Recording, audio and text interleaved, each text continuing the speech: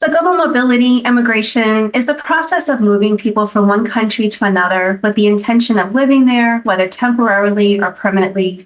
It involves legal steps like visas, work permits, and residency requirements.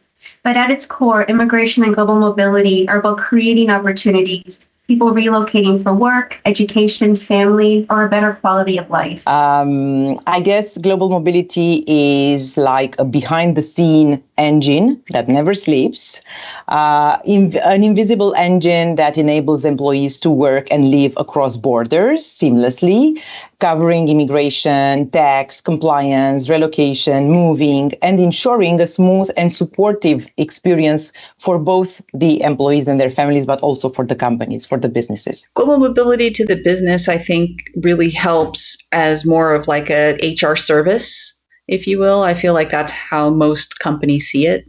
And by that, I mean that it really is a people group, meaning that it is supporting, the people and the team in order to either help with an immigration case or help with a relocation case.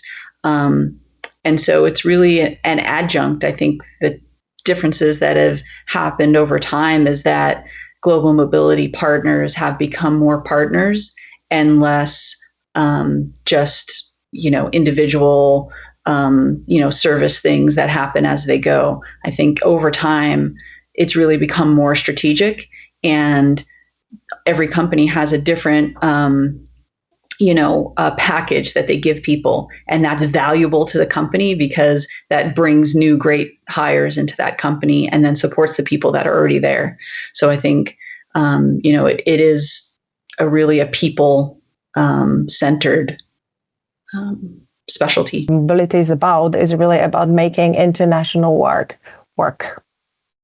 Now, today, modern workforce, modern companies, it's clear that mobility definitely is a backbone of any international business. And we're helping basically the companies to connect the talent with the opportunities that happen to be, across the border.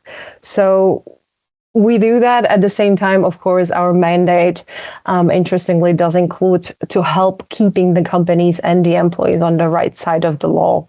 So that's an important part of our work.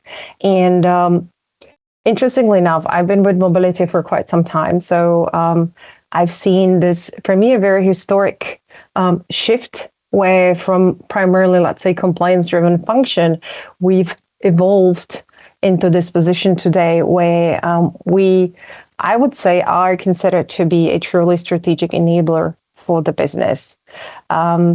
This I haven't seen happening anywhere before since the beginning. So for me, definitely, it's a very precious historic moment that we all are living through. This is a tough question, not because it's not evolving, actually has evolved pretty much around the years. And what we have seen in the past that we were considering not having that many moves with all the technology that we currently have. For instance, the taping that we are having today, that you are in the UK, I'm in Mexico, and at Lifetime, and thinking about this 30 years ago, it was just like a kind of a dream. So with all of that might be, or something that it was quite a challenge. But then we have moved to the side that is a part of global mobility, to have all these connections and interactions around the world, which is basically what we do with global mobility. But what we have seen is that we still need the resources moving from one country to another. and that's something that is not going to change. I guess the main challenge that we have, even from inside from a corporation or as a vendor, it's the budget challenges, because we try to think that this is going to be cheaper when it's actually not going to be cheap. So at some moment we have to go back and reflect about how important it is to have a cost-effective structure, but it still is not going to be a cheap one. Global mobility to the business is vital for a business that thrives on hiring and maintaining talent around the world.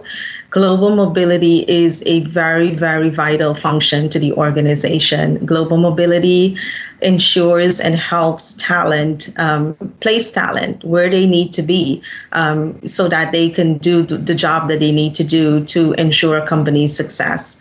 So to the business, it's an extremely vital function. When I have to explain global mobility to people, I like to start by saying I'm in the business of moving people, and then expand, on the fact that we are an industry that really helps and supports with a really big, important transition in people's lives when they're moving, whether domestically or internationally, with all aspects of that move, whether it be immigration-related needs or the physical relocating of things and people, and then, of course, the complexities that come along with anything related to tax and moving across different types of country or state lines. I always tell people that global mobility is a function within my company that helps to move the right people into the right roles globally. I think global mobility plays a critical role in attracting and retaining talent through facilitating rotational programs, short and long-term assignments, and permanent relocation opportunities. Global mobility is moving its workforce across borders to achieve organizational goals and also to drive performance growth and to leverage the diverse pool that is available on a global scale. Global mobility allows for businesses to have their people where they need them at every moment in time, which is why it allows for people to move around. It is a partner to the business. But it's also sometimes a roadblock. And the reason why I'm saying this is because although, yes, we as global mobility professionals enable the business to move the people where they need them, not every time can we move them at the fast pace that they need them to be. We are a roadblock as well because we have to be mindful of obligations. Like every regulation, we need to be always on top of that. So if something changes, we always need to be telling the business. And so not every single time can we move as fast as they want us to be moving. But that being said, we are, I want to say, the gatekeepers of their compliance.